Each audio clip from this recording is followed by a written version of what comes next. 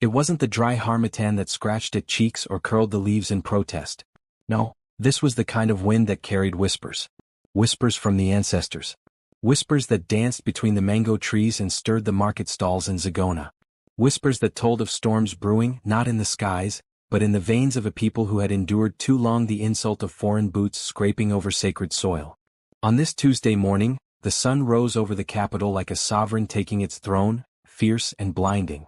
And in the heart of the city, just beyond the Place de la Révolution, a black SUV pulled up outside a bustling open-air market where women in bright wrappers sold roasted peanuts, grilled fish and hand-woven baskets. Inside the car, Jean-Baptiste Lemoyne, regional director of Société Minérale Française Internationale, adjusted his designer sunglasses and wrinkled his nose. "Why are we stopping here?" he asked sharply in French, his accent crisp like overcooked pastry. His Burkinabe driver, a calm man named Issouf, replied with caution. "You said you wanted to see the real life here. This is where the people come." Lemoyne scoffed. "I didn't mean this jungle. This flea circus." He opened the door before Issouf could warn him and stepped out, his polished shoes meeting red dust that clung to his soles like the land was trying to mark him. A young girl selling oranges approached with a smile, holding out a fruit with both hands, a gesture of peace, of welcome. Lemoyne waved her off like she was a mosquito. No, back away, little beggar. I'm not a tourist." The girl's smile faded. An older woman nearby, Maimouna, whose hands told stories of generations, frowned as she witnessed the exchange. "You don't talk to a child like that," she said in more, but her tone carried the weight of a universal reprimand. Lemoyne turned to Issouf. "Translate. Tell her I'm not here for charity. I'm here to assess if the region can handle an industrial-scale lithium plant. If they behave like this, maybe we relocate to Togo." Issouf swallowed hard. "Monsieur, maybe it is time we leave." But the damage had been done. Phones had recorded. Eyes had judged. And somewhere in the presidential palace, a security aide forwarded the footage to the president's encrypted channel. Ibrahim Traoré, son of Faso, sat at his desk beneath a painting of Sankara holding a rifle and a book. He watched the video once. Then again. He didn't frown. He didn't raise his voice. His anger was never loud. It simmered like coals under cast iron, quiet but deadly. General Sibiri Ouattara stood by, his arms folded behind his back. "Another foreigner spitting on our soil?" Traoré looked up slowly. "They still believe they own us. But what will we do?" Sibiri asked. "He's well connected. The embassy." "The embassy does not run this country," Traoré said calmly. "We do." At the French embassy, panic whispered behind gilded curtains. Lemoyne had been summoned for a quiet meeting with the ambassador. "You insulted the locals?" the ambassador hissed. "In public? On camera?" Lemoyne shrugged. "They're peasants. They don't run the economy." The ambassador's gaze narrowed. "In this country they do. And they're protected by a man who doesn't care for our diplomacy. Ibrahim Traoré is not a puppet." "Well, someone should remind him who funds half his infrastructure," Lemoyne snapped. That night, Traoré stood under the full moon on the roof of the palace, whispering a prayer to the ancestors. He burned a strip of white cloth and let the ash scatter to the wind. "They humiliated us for centuries," he whispered. "But no more. Let justice be done, the African way." The next morning, the nation woke to a bold headline. President Traoré summons French executive for official reprimand. At the National Hall, Lemoyne stood surrounded by marble pillars and Burkinabe guards in ceremonial uniforms. The air smelled of sandalwood and state power. President Traoré entered not with fanfare but with presence. He wore a tailored military uniform embroidered with traditional patterns. His voice was measured, but every syllable struck like a drumbeat. "You disrespected the people of this land, my people. The people who grow our food, raise our children, and preserve our spirit." Lemoyne shifted. "I didn't mean to." "You meant every word," Traoré interrupted, "and your apology is meaningless. Burkina Faso is not a land to be insulted and then bought. Your corporation will cease all operations pending further review. And you, monsieur, have 72 hours to leave our territory." Silence. Lemoyne's face turned pale. "This is outrageous." "This is sovereignty," Traoré replied. Outside the building, thousands had gathered. Maimouna stood at the front of the crowd with the young orange seller beside her. They heard the verdict through loudspeakers, and a wave of ululation rose like a battle cry. Old men beat drums. Women raised fists. Children danced barefoot in the dust. One elderly griot, dressed in indigo cloth, whispered to the air, "Our ancestors walked taller today." The sun was climbing higher, casting long shadows across Ouagadougou's dusty streets, but inside the French executive's luxury hotel room, the air was thick with panic. Jean-Baptiste Lemoyne paced nervously, his expensive cufflinks glinting under the fluorescent light. His phone vibrated, an encrypted message from Paris. Situation critical. Immediate evacuation advised. He stopped and stared out the window at the city below, where life hummed unbothered by his personal crisis. Vendors shouted their wares, children chased a worn-out soccer ball, and women carried water pots with effortless grace. Lemoyne's mind raced. To him this was chaos, disorder, a backward place that needed guidance, control, leadership. But Traoré's swift action was a declaration of a new era, one where respect was demanded, not begged for. A knock interrupted his thoughts. "Mr. Lemoyne, the ambassador requests your presence immediately," said Issouf quietly, his eyes reflecting a mix of pity and resolve. Lemoyne nodded, swallowing his pride. Meanwhile, far from the polished halls of power, the market square was alive with celebration. Maimuna's hands moved rhythmically over a worn gem drum, her eyes shining with ancestral fire. Around her, the crowd swayed in unison, young and old, men and women, united by a shared moment of triumph. "You have heard the words of the president," she said loudly, her voice carrying over the clatter and chatter. "We are not silent anymore. We are not stepping back." Her gaze settled on the girl who had offered the orange, Aminata, whose shy smile had transformed into fierce pride. "This land is ours," Maimouna declared. "And every insult will be met with strength." The crowd roared. Back at the presidential palace, Traoré convened a meeting with his closest advisors. "We must prepare for backlash," said General Sibéry. "France will not accept this lightly." Traoré nodded. "We must be ready, not just with words but with unity. The people must know we stand with them no matter the cost." He turned to Minister Bintou Zongo, the fiery Minister of Culture. "Bintou, organize cultural centers across the country. Let our history and pride be the shield against foreign arrogance. Let our youth feel the power of our ancestors in their bones." Bintou's eyes sparkled. "It will be done, President." Days later, a convoy arrived at the airport to escort Lemoyne to the border. Soldiers in sharp uniforms stood like statues, their faces unreadable, but their eyes burning with purpose. As Lemoyne was led to the plane, he glanced back at the land he had so casually dismissed. A quiet voice echoed in his mind, not just the voices of men but the voices of the earth itself. This was a turning point. The old world was fading. The new Africa was rising. The engines roared to life and the plane took off, carrying away a symbol of a past that no longer held sway. That evening Traoré stood once again beneath the moonlight. The wind whispered through the baobab trees, carrying promises of change. He raised his hand to the sky and spoke softly. "May our people walk free. May our children know dignity. And may no one ever forget that Burkina Faso's heart beats with the strength of the ancestors." 2 weeks later, the sun draped Ouagadougou in a golden haze as President Traoré sat in his private study. The walls were lined with books, history, strategy, poetry, voices of past warriors and sages whispering counsel. His fingers traced the carved wooden armrest, engraved with symbols of the Mossi kingdom, his ancestral heritage. Beside him, Minister Bintou Zongo unfurled a map of the region. "The French government has escalated their rhetoric. Economic sanctions are being threatened. They aim to isolate us." Traoré's eyes hardened. "They mistake our resolve for weakness. We will stand firm." He paused, voice dropping to a murmur. "This is not just about one man's insult. It's about reclaiming our dignity, our sovereignty. If we falter, history will judge us harshly." Bintou nodded. "The people are with you but some of the elites fear the consequences." "Good," Traoré said softly. "Fear can be a teacher or a weapon. We must channel it wisely."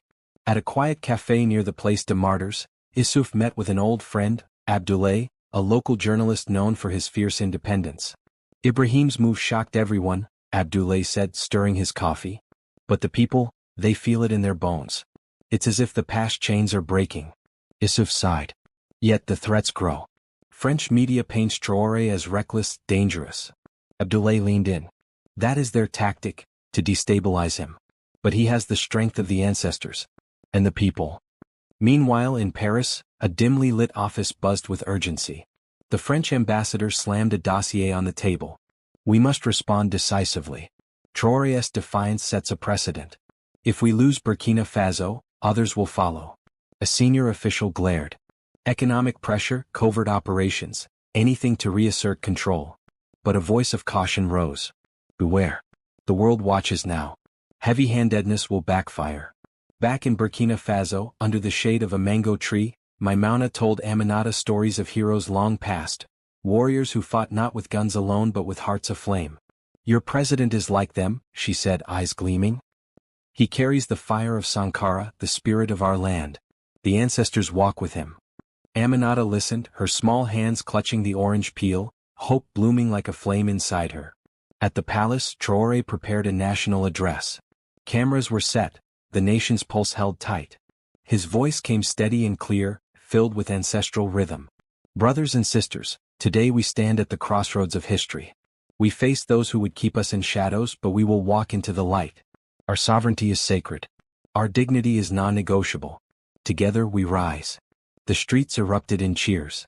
Night had fallen over Ouagadougou, but the city was restless. Lanterns flickered in humble homes, casting dancing shadows on adobe walls. The air was thick with expectation and unease. In a small room adorned with woven mats and wooden carvings, President Traoré sat cross-legged, eyes closed, breathing steady. The flicker of a candle illuminated his calm face. Around him, the ancestral spirits whispered in the wind. He sought their guidance. His mind drifted back to his childhood village, to the stories his grandfather told beneath the baobab tree, stories of resilience, courage, and honor. Suddenly his eyes snapped open. The path ahead is stormy, he murmured, but the ancestors walk with me. Meanwhile, in the capital's shadows, a secret meeting unfolded. Men and women gathered in a dim warehouse, voices low but urgent.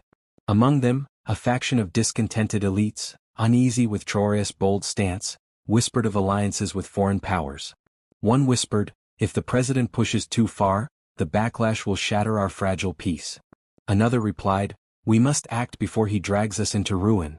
The air crackled with tension, an impending betrayal cloaked in silence.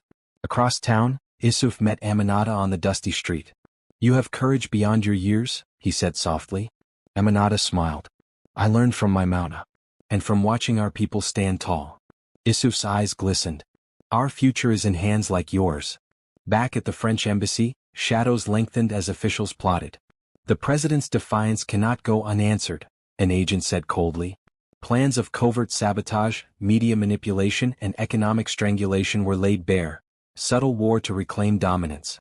At dawn, Traoré addressed his cabinet. We stand not just against a man but a system that would chain us still, he said.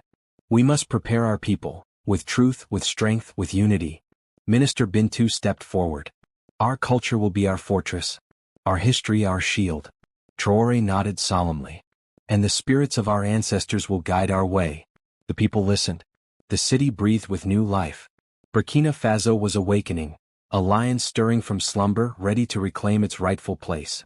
The night was heavy with tension as a thick fog rolled over the outskirts of Ouagadougou. In a secluded compound, illuminated only by flickering lanterns, a small group of shadowy figures gathered around a wooden table. Their voices were hushed but urgent. Among them was Colonel Suleiman, a seasoned military officer whose loyalty was tested by the president's bold stance. We cannot allow this defiance to threaten the stability of the region, Suleiman said grimly. The French government is growing impatient, and our economy is fragile. But if we betray Traoré now, whispered another, we risk igniting a fire the likes of which we cannot control. Suleiman's eyes burned. It is either the lion or the lamb. We must choose. Far from the whispers of conspiracy, in the heart of the city, Aminata and Maimouna prepared for the Festival of Ancestors, a sacred celebration that binds the community to its roots and spiritual protectors. Tonight we honor those who came before, Maimouna told the gathered crowd, her voice strong and clear. Their strength flows through our veins. Their courage is our legacy. As drums thundered and voices lifted in song, Aminata felt the weight of history settle over her shoulders, but also a fierce, unyielding pride. Back in the presidential palace, Traoré paced before a large window overlooking the city. His advisor, Issouf, approached cautiously. Sir, intelligence suggests foreign agents may be attempting to infiltrate key government positions. Traoré's gaze hardened. Then we root them out. No betrayal will undermine our fight for dignity. He paused, then added quietly, "Our ancestors did not suffer so we would bow to threats." Across the border, French officials convened in a grand hall, debating how to respond to the unfolding crisis. "We must isolate Burkina Faso economically," one diplomat insisted. "Cut off their aid, cripple their resources." "But they have popular support," another countered. "Any harsh move will only strengthen Traoré's hand." The debate raged on, but one thing was clear: the battle was no longer just political. It was a clash of wills, identities, and futures.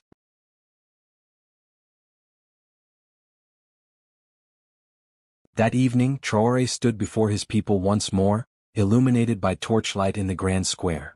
"Brothers and sisters," he declared, "we face storms that seek to break us, but our spirit is unbreakable.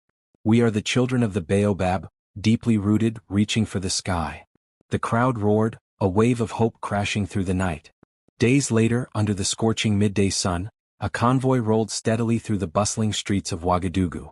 Soldiers in crisp uniforms lined the avenues, faces stern yet proud, guarding a most unusual passenger. Jean-Baptiste Lemoyne, the once arrogant French executive now under strict custody. The crowd watched silently, a mixture of curiosity and quiet triumph in their eyes. Mothers held their children close. Elders exchanged knowing glances. This was more than a deportation. It was a message carved into the very soil of the nation. Inside a modest home nearby, Aminata sat at the feet of her grandmother, Nana Cuddy, whose voice carried the wisdom of generations. "The land speaks, child," Nana said softly, stroking Aminata's hair. "It tells us to stand firm, to hold our heads high. The spirits of our ancestors walk beside us, fierce and unyielding." Aminata nodded, feeling a warmth spread through her chest, the fire of 1,000 warriors blazing within. At the palace, Traoré sat at a large wooden table, maps and documents spread before him. Minister Bintou Zongo stood at his side, her eyes sharp with determination. "The French sanctions begin next week," she reported. "They plan to freeze aid and trade. But our people are ready. We have started strengthening local industries and alliances with neighboring countries." Traoré nodded thoughtfully. "Good. Our strength will come from within. No outside power will dictate our destiny." Meanwhile, in Paris, whispers of dissent brewed among some government officials. A faction argued for more covert measures, funding opposition groups, spreading propaganda, destabilizing Traoré's government from within. But others warned, underestimating his resolve will only unite the people more strongly behind him. That evening, Traoré met with Issouf and other trusted advisors in a candlelit room. "We must be vigilant," Traoré said quietly. "Not only from external forces but from those who would betray from within." Issouf nodded. "I have eyes everywhere, President. Our people are watching and they believe." Traoré smiled faintly. "Then we move forward, with the ancestors' blessing and the people's strength." Outside, the night was alive with the rhythms of drums and song. The Festival of Ancestors continued, a beacon of unity and cultural pride. Maimouna led the crowd in a chant that echoed through the streets. "We are the roots, unbroken, unbowed. We are the baobab, strong and proud. No chain can hold us, no insult divide. Burkina Faso rises with the ancestors' guide." The battle lines were drawn, not just of politics and power but of spirit and identity. And at the heart of it all stood Ibrahim Traoré, a lion roaring for his land, his people and their unshakable dignity. Under the cover of darkness, deep within Ouagadougou's winding alleys, a small group of young activists gathered in a hidden room. Their faces were determined, shadows flickering on the walls from a single oil lamp.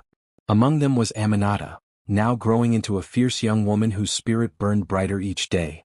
"We cannot wait for change to come," she said, voice steady. "We must be the change. Our people need truth, the truth about what the French really want." Beside her, Issouf nodded. "We have secret channels to expose their plots.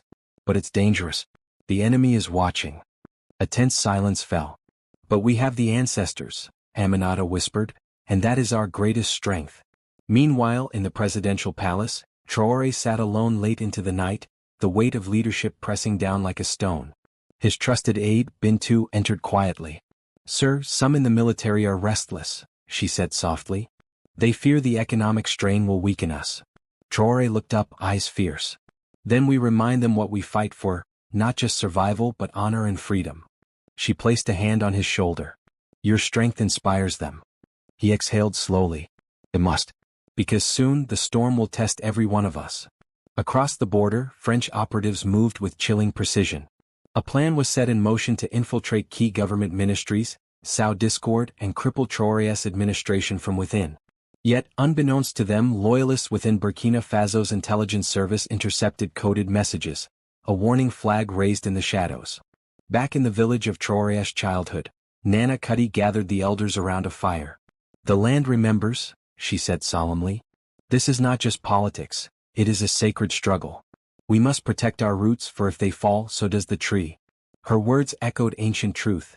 Resistance was not just a choice but a duty passed down through blood and bone.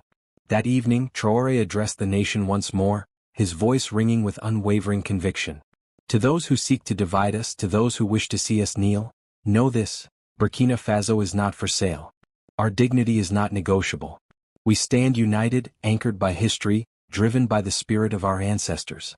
Let the world watch, we will not be broken."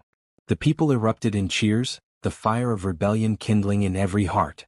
The battle for Burkina Faso's soul had truly begun. Weeks passed, and the tension inside the presidential palace thickened like a gathering storm. Traoré's sharp gaze scanned the faces around the conference table, some loyal, others hiding shadows beneath forced smiles. One figure, Colonel Suleiman, who had once been a trusted ally, now sat with a restless energy that unsettled the room. During a strategic briefing, Suleiman quietly voiced concerns. "President, some within the military question your approach. They fear sanctions will cripple our forces." Traoré's eyes locked with his. "Fear is the weapon of those who would see us fall. Our fight is not just for survival but for dignity." The room held its breath. Later, in the solitude of his office, Traoré's internal monologue pierced the quiet. "Trust is fragile here. Allies and enemies wear the same face. The ancestors taught me, the greatest battles are fought within." Meanwhile, deep in the city's underbelly, Aminata and Issouf coordinated with an underground network. "Information flows faster than bullets now," Issouf said, tapping encrypted messages on his phone. Aminata nodded, her determination unshaken. "The people hunger for truth. We must give it to them, even if it means risking everything." A message blinked on her screen: "Betrayal detected within the palace. Suleiman conspiring with foreign agents." Her heart clenched. The enemy was closer than they imagined. Back in Paris, government officials debated intensifying pressure. "This regime must be isolated completely," an advisor said coldly. "Economic warfare, propaganda, covert support for opposition. No tactic is off the table." But a cautious voice warned, "The world's eyes are on us. Heavy-handedness may backfire spectacularly." In a sacred grove outside the city, Nana Kudi led a midnight ceremony. She chanted ancient prayers, summoning the spirits of warriors long past. "The ancestors do not abandon their children," she intoned. "They guide the lion through the dark." Aminata, standing beside her, felt a surge of power, a connection to the earth, the sky, and the unbroken chain of resistance. The next morning, Traoré called a secret council. "We face enemies without and within," he declared. "Suleiman's betrayal cuts deep. We must act swiftly to protect our nation's soul." Bintou spoke up, "Our people are ready to rise.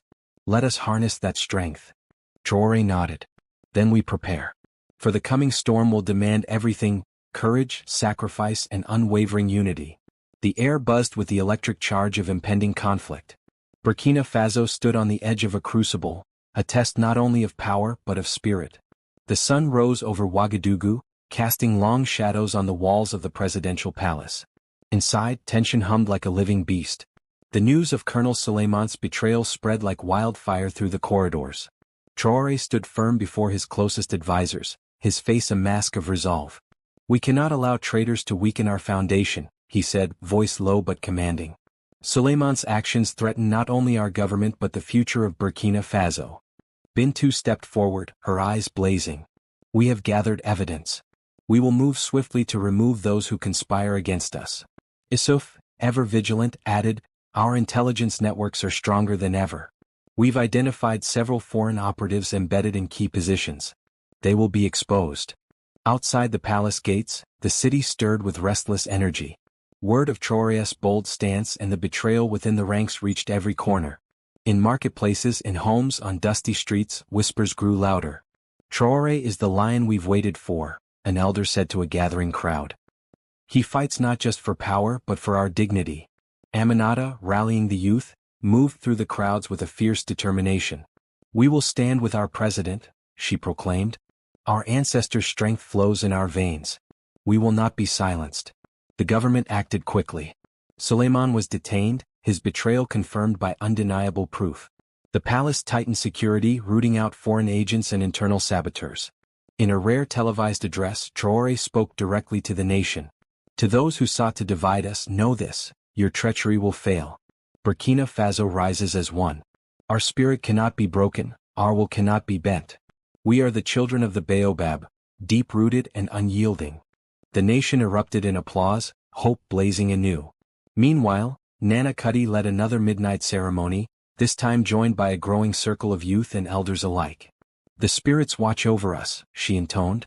"In unity we are invincible." Aminata, standing tall among them, felt the weight of history and the promise of the future intertwine. But the battle was far from over.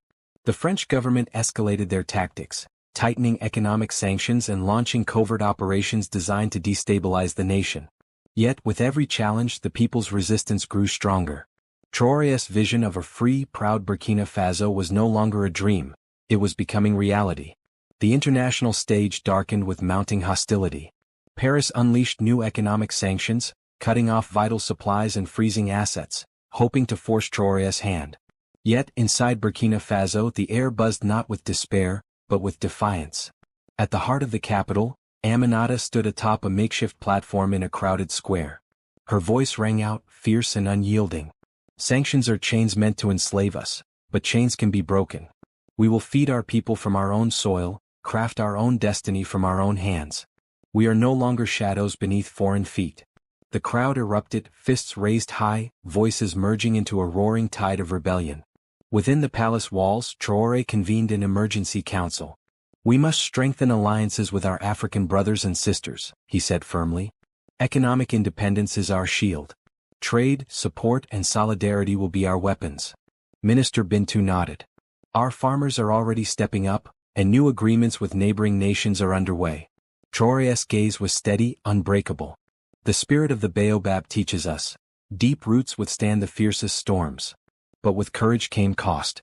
Aminata's family faced threats and intimidation.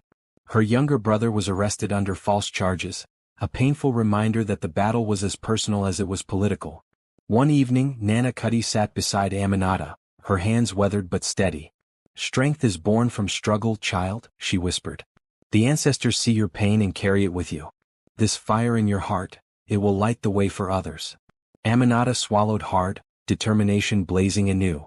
"I will not falter. Not now." Meanwhile, whispers of rebellion grew louder among the common people. Small communities organized food cooperatives, defense groups and information networks, grassroots arms against the tightening noose. Issouf moved among these networks, coordinating and protecting them from infiltration. "Our strength lies in our unity. Every village, every family is a fortress." Back in Paris, some officials grew uneasy. "This is no longer just a political dispute," one diplomat warned. "Traoré has galvanized a movement rooted in identity and pride. Heavy-handed measures risk turning Burkina Faso into a symbol of resistance that could inspire others." The room fell silent. The world was watching and the lion had roared. As night fell over Burkina Faso, a vast chorus of drums echoed through the cities and countryside alike, a call to courage, to resilience, to freedom. Traoré stood once more beneath the baobab tree, feeling the pulse of his people and ancestors entwined. "We are one," he vowed silently. "Unbroken, undefeated. For this land, for this people, for this future." In the shadowed streets of Ouagadougou, a secret meeting buzzed with urgent whispers. Aminata, Issouf, and a tight circle of trusted rebels pored over intercepted communications, blueprints, schedules, and coded messages revealing an imminent foreign operation aimed at destabilizing the heart of Burkina Faso's government. "We've uncovered plans for a coordinated strike on key infrastructure. Communication centers, supply lines, and safe houses," Issouf warned grimly. "If they succeed, our resistance could be shattered overnight." Aminata's eyes hardened. "We won't let that happen. We need to strike first, disrupt their plans before they even begin." Far away in a sleek Parisian office, cold-faced operatives reviewed their strategy. "The president's network grows stronger," the lead operative snarled. "We must act swiftly. The goal, undermine the government's communication and incite chaos. Yet, unknown to them, loyal intelligence agents within Burkina Faso had already begun to trace their movements. As night fell, Traoré convened a secret meeting in the palace's war room. Flickering maps and glowing screens illuminated determined faces. "We face enemies both seen and unseen," Traoré declared. "But our people are not pawns. Aminata Issouf, your networks are our shield. We will fight with every tool at our disposal." Aminata stepped forward, her voice steady despite the weight of responsibility. "We have the people's hearts and eyes. They will protect what is ours." The night exploded into a flurry of swift, coordinated actions. Resistance fighters intercepted sabotage attempts, guarded vital locations and exposed covert operatives. Aminata led a small unit to dismantle a clandestine weapons cache. Her heart pounded as shadows closed in, but with every narrow escape, their resolve only deepened. Issouf coordinated encrypted messages, guiding allies to safety and rallying communities to stand vigilant. Amid the chaos, Traoré's calm voice became a beacon on radio broadcasts across the nation. "This is our land. Our spirit is our strongest weapon. We will not falter in the face of threats, nor bend beneath foreign pressure.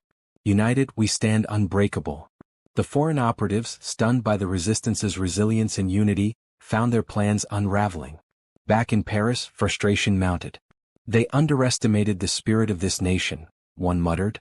"Traoré is no ordinary leader." In the quiet moments before dawn, Aminata sat beneath the baobab tree with Nana Cuddy. "The ancestors walk with you," Nana said softly.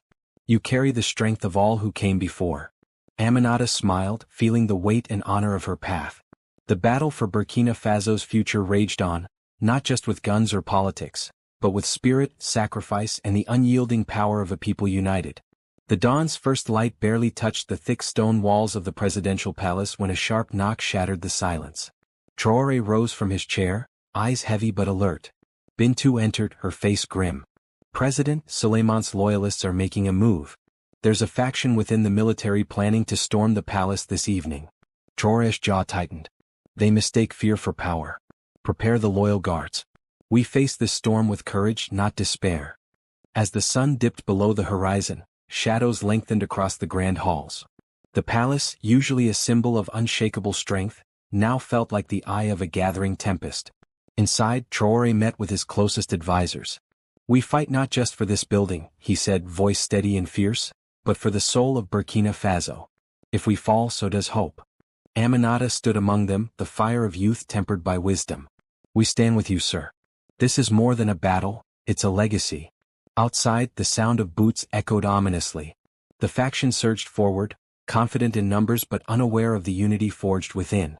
Traoré stepped onto the balcony overlooking the courtyard, addressing both foes and supporters alike. "You may come with weapons, but we come with purpose. We are the sons and daughters of this land. Your betrayal will be met with the strength of a people who refuse to be broken." Suddenly chaos erupted. Clashing steel, shouted orders and the thunder of gunfire filled the night air. In the midst of the turmoil, Aminata moved swiftly, guiding the palace guards through secret passages, coordinating defenses. Issouf relayed critical updates, his calm voice steadying the nerves of those on the front lines. But as the battle raged, a chilling truth emerged. Suleiman himself had infiltrated deep within the palace. Cornering Traoré in the dimly lit halls, the two men faced off. "Traoré," Suleiman spat, "you've blinded yourself with pride. The people want stability, not your reckless dreams." Traoré's eyes burned. "The people want freedom. And freedom cannot be bought with fear." In the final moments of their confrontation, a shot rang out. Suleiman staggered, clutching his side. Behind him, a loyal guard stood firm. Traoré took a breath, knowing this was but one battle in a war far greater. As dawn broke over the battered palace, silence settled. Traoré stood tall amidst the ruins, a symbol of resilience. He turned to Aminata and Bintou. "This victory is ours, for now. But the road ahead demands every ounce of our strength and sacrifice." Outside, the people began to gather, their voices rising in a chorus of hope and defiance. The fight for Burkina Faso's future was far from over, but its spirit burned brighter than ever. The sun climbed higher, casting a warm glow over the battered palace grounds. But inside, the air was heavy with exhaustion and unspoken grief. Traoré sat alone in his private chamber, the weight of leadership pressing down like a suffocating cloak. His fingers traced the scars left by the battle, the shattered glass, the dents in the walls, symbols of a nation wounded yet unbroken. He closed his eyes, hearing the echoes of gunfire and shouts still ringing in his mind. How many lives must we sacrifice before peace takes root? He wondered silently. Aminata entered quietly, her face marked by fatigue but her spirit unyielding. "President," she said softly, "the people are waiting, for your words, your guidance." Traoré looked up, meeting her steady gaze. "This fight has cost us dearly. But it has also awakened something fierce in the hearts of our people," he replied. "We must honor their sacrifice by building a future worthy of their courage." Aminata nodded. "The youth are ready to stand with you. They believe in this vision." Outside the palace walls, the city was alive with renewed energy. From marketplaces to villages the people gathered, some bearing wounds, others bearing hope. Songs of resistance floated on the breeze, weaving through the streets like a powerful current. Elders spoke of ancestral strength, children played beneath baobab trees, and merchants reopened their stalls. Burkina Faso was stirring, a giant rousing from a long slumber. In a public address broadcast nationwide, Traoré's voice rang clear and unwavering. "Today we remember those who stood and fell for our freedom. Their legacy demands that we move forward, together, united, unyielding. This is more than a fight, it is the dawn of a new era." His words ignited a flame of hope that spread through every village and city. Yet, beneath the surface, challenges simmered. The scars of battle were not just physical. Families mourned lost loved ones, trust was fragile, and whispers of betrayal still lingered. Aminata met with community leaders, forging bonds and listening to fears. "We must heal as one," she urged. "Our strength lies not only in resistance but in reconciliation." As night fell once more, Nana Kudi led a quiet ceremony beneath the baobab tree, lighting candles to honor the fallen and call upon ancestral guidance. Aminata stood beside her, feeling the weight and promise of her people's future intertwine. "We carry their spirit," Nana said softly. "And with it we will rise." Traoré looked out over the city skyline, the lights flickering like stars, each a life, a story, a hope. The journey was far from over. But with every step, Burkina Faso moved closer to its destiny. Days after the battle, a heavy silence settled over Aminata's neighborhood. The vibrant energy of resistance was dimmed by a shadow that crept close to home. Her younger brother, Moussa, had been taken, arrested by forces still loyal to Suleiman's faction, accused of inciting rebellion. Aminata received the news with a crushing blow. She clenched her fists, feeling the sting of helplessness sharpen into fierce determination. That night, under the silver gaze of the moon, Aminata visited the prison, the cold walls echoing the desperation inside. Her voice cracked as she pleaded with the guards. "He's a boy of this soil, innocent of these false charges. Release him." But cold eyes met hers. "Orders come from above. He stays." Back at the resistance headquarters, Aminata's spirit wavered, but only for a moment. Issouf placed a steady hand on her shoulder. "We will not abandon him. We fight for every brother and sister taken. We are stronger together." Aminata nodded, the fire in her heart reigniting. Plans took shape, a daring rescue mission to free Moussa and others unjustly imprisoned. The operation was perilous, threading through enemy territory under the cover of darkness. As the rescue team moved silently, Aminata led from the front, the weight of every step heavy but resolute.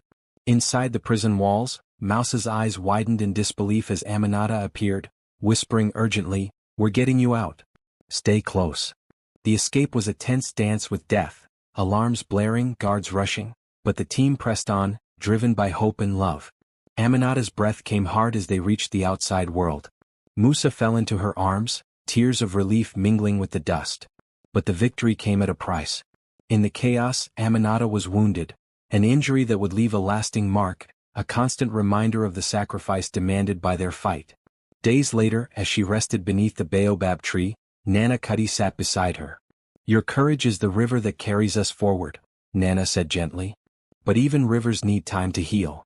Aminata nodded, understanding that strength was not only in battle but in endurance. Meanwhile, Traoré received word of Aminata's sacrifice and sent a message of gratitude and solidarity. "Her bravery reflects the heart of our nation. We will honor her sacrifice by never yielding." The people heard of the rescue and rallied, their resolve steeled by the sacrifice of one who dared to stand for many. The fight for Burkina Faso was more than a battle of guns or politics. It was a testament to the power of spirit, sacrifice and unity. Weeks after the rescue and Aminata's injury, the atmosphere in Ouagadougou remained tense but charged with cautious hope. While the people rallied around their leaders, the world beyond Burkina Faso's borders was stirring.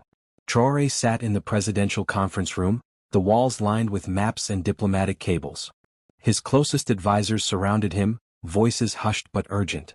The French government has officially demanded an explanation, a senior diplomat reported, sliding a dossier across the table. They accuse us of unlawful detention of their executive, and are threatening sanctions. Traoré's eyes darkened. They mistake strength for aggression. This is our land, our people deserve respect, not condescension.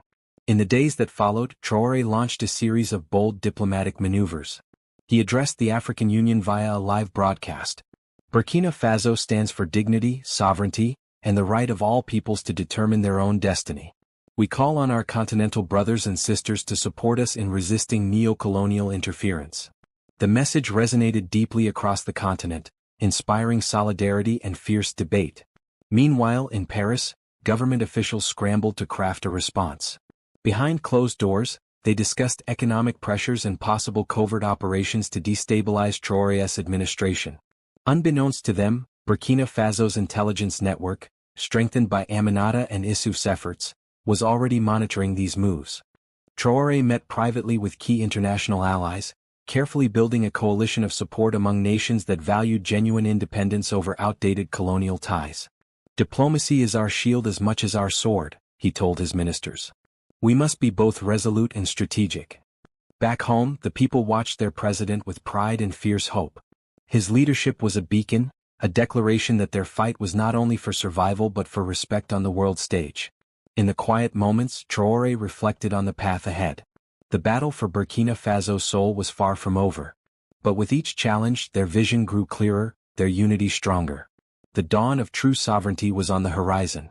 Weeks passed and Aminata's wound slowly healed, though the scar remained, a quiet testament to her sacrifice. She moved with a steady grace now, her resolve deepened by pain and perseverance. In the cool shade of the baobab tree where she had found solace, Aminata gathered with young leaders from across the country. Her voice carried the weight of experience and the spark of unyielding hope. We are the future, she said firmly. Not just fighters but builders. Our battle is for justice, yes, but also for peace, for schools, for roads, for the dignity of every Burkinabe. Her words ignited a new wave of energy among the youth, inspiring initiatives that went beyond the battlefield, community farming projects, education programs and grassroots councils. Aminata worked tirelessly, balancing her role as a healer of wounds, both physical and social, and as a fierce defender of their hard-won freedoms. Back at the palace, Traoré watched her rise with quiet pride. He saw in Aminata not only a warrior but the heart of the nation's spirit, a living symbol of sacrifice and renewal. In a private meeting, he spoke with careful respect. Your strength gives us all courage. Together we will lead Burkina Faso into a new dawn.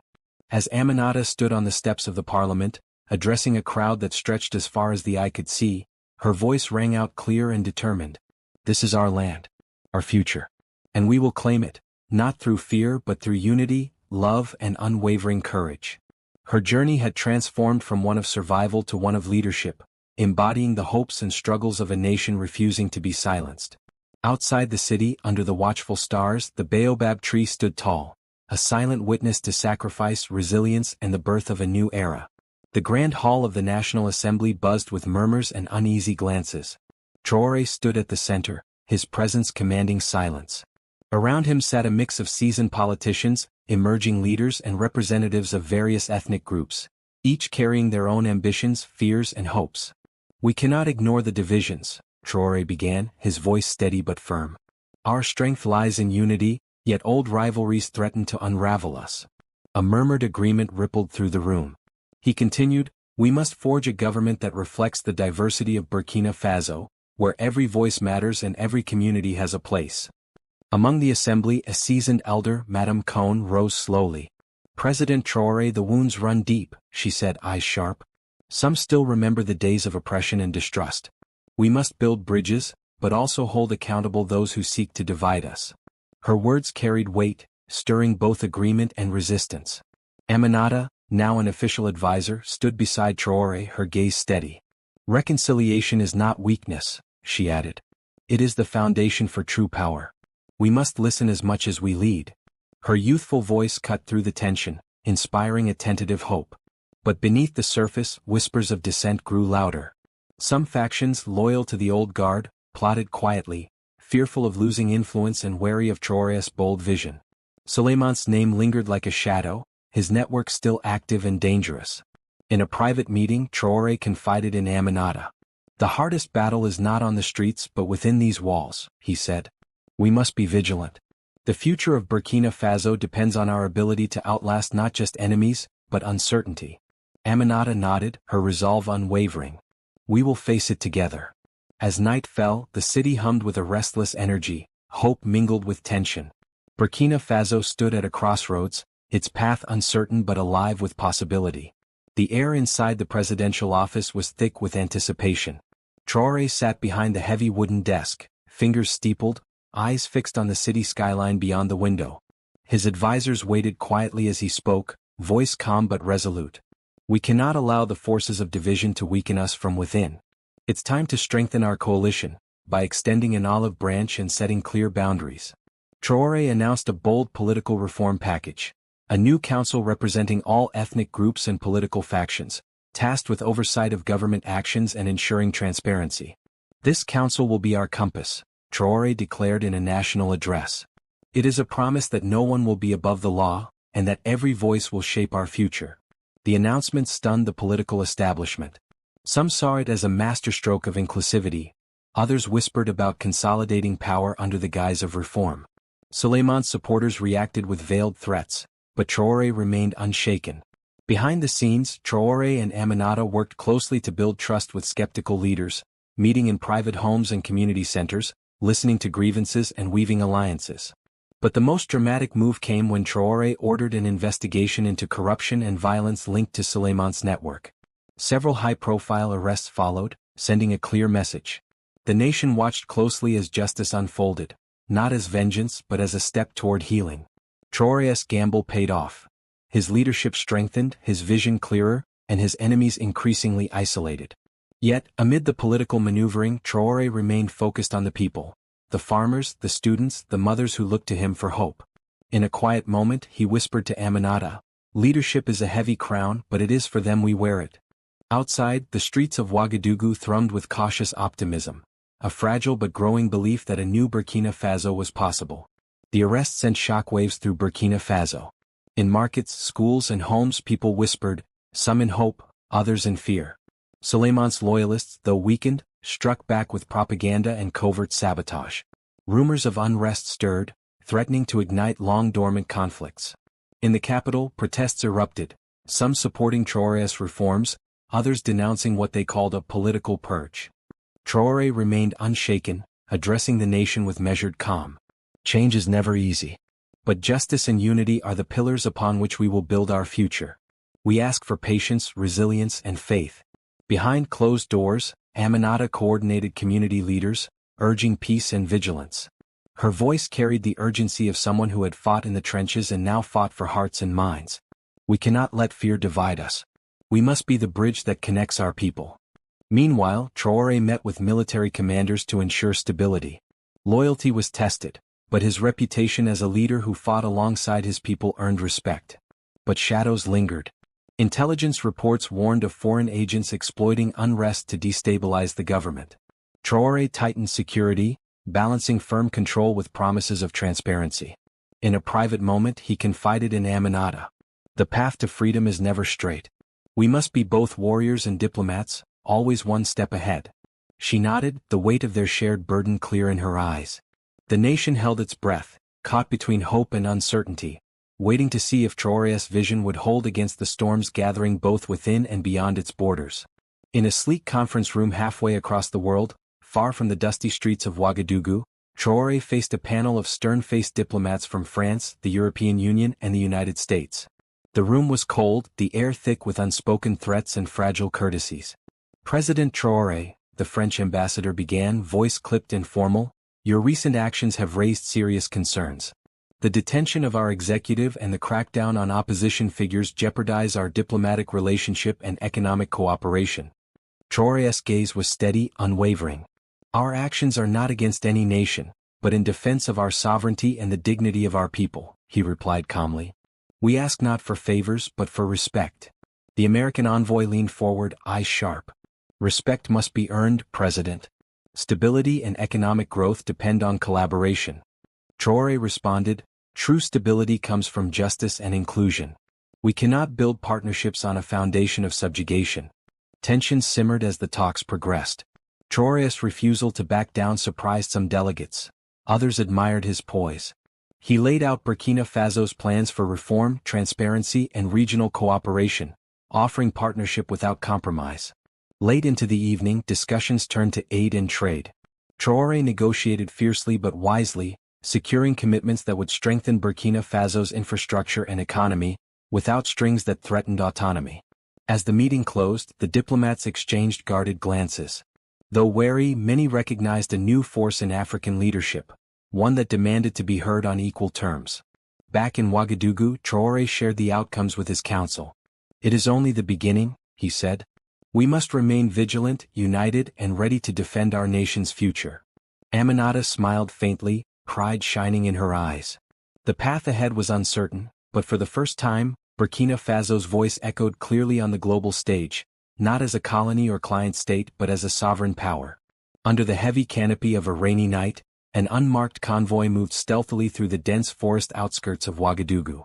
Traoré, flanked by his trusted guards and Aminata, arrived at a secluded rendezvous point, an abandoned warehouse whispered about in the shadows. Inside, flickering lights revealed Suleiman, seated calmly, his expression unreadable but eyes burning with defiance. Traoré stepped forward, voice low but firm. This ends tonight, Suleiman. Your path brings only destruction. Lay down your arms and we can rebuild this nation together. Suleiman laughed, bitter and cold. Rebuild? With you as king? The people do not want your false promises, they want justice. True justice. The air crackled with unspoken history and bitter rivalry. Aminata's eyes locked onto Suleiman's, seeing not just an enemy but a fractured man consumed by anger and fear. Suleiman's hand moved subtly, signaling hidden men to emerge from the shadows. A tense standoff erupted. But before violence could erupt, Traoré raised a hand. We will not let blood be spilled tonight. We fight for the future, not for hatred. In that moment something shifted. Suleiman's resolve faltered, a flicker of doubt in his eyes. Traoré pressed on. Join us. Your voice can help heal this country. Or stand alone and watch it fall. The silence stretched, heavy, charged, before Suleiman finally nodded, a reluctant acceptance. The uneasy truce marked a turning point, proof that even the deepest wounds could begin to heal with courage and vision. As dawn broke over Burkina Faso, the nation stirred with cautious hope, watching its leaders strive to unite what once seemed irreparably broken. The uneasy truce between Traoré and Suleiman sent ripples through the country. The news spread cautiously, met with a mix of relief and skepticism. In villages and cities, people whispered prayers and tentative hopes that the cycle of violence might finally break. Traoré moved quickly to turn the fragile peace into lasting progress. He convened a national forum inviting former insurgents, community elders, civil society, and government officials. The goal was clear: to build a shared vision for the nation's future, one rooted in justice, inclusion, and reconciliation. Aminata spearheaded grassroots initiatives that focused on rebuilding trust. She worked tirelessly with women's groups, youth leaders, and farmers, ensuring their voices shaped new policies. In Ouagadougou's markets, schools reopened with renewed energy. Public spaces filled with laughter and cautious optimism. Yet, the scars of conflict lingered, reminders of the difficult path ahead. International partners, witnessing Burkina Faso's commitment to peace, cautiously extended aid and investment offers, this time on Burkina Faso's terms. Traoré remained vigilant. He knew peace was not a destination but a continuous journey requiring courage, wisdom, and unity. One evening, standing on the balcony of the presidential palace, Traoré looked out over the city lights, feeling the weight of responsibility but also the stirring hope of a nation rising. The story of Burkina Faso under Traoré's leadership became a testament, a powerful reminder that even in the darkest moments, change is possible when leaders choose justice over division, dialogue over conflict, and hope over despair.